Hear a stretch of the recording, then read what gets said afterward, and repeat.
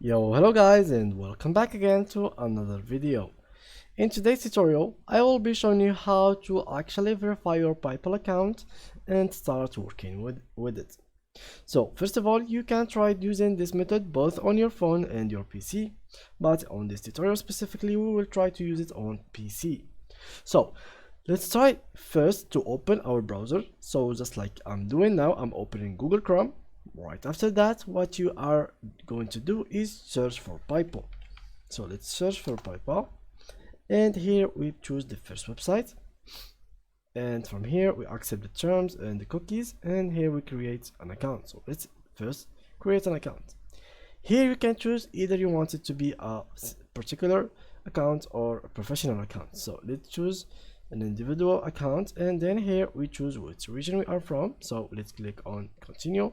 Here you put your number. So for example, we put whatever number we can put, so something like that. And after that you have to receive a code in here. So right after you receive this code in here, you will have to put it. So after you put it in there, basically what you are going to do next is pretty simple. You will fill a bunch of information about you, like name, first name, last name, address, where do you live, your email address, and then password, and then your phone number again, and some zip code information, etc.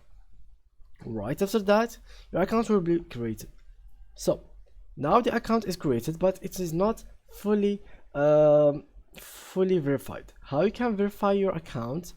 Basically, you have to send them your ID card or passport card or whatever it is, and then you must add a credit card to your account.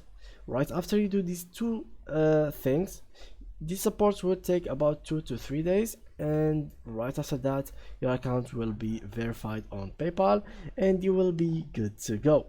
So that's how you can actually verify your account on PayPal. So thank you guys a lot for watching, and see you in the next tutorial. Bye bye.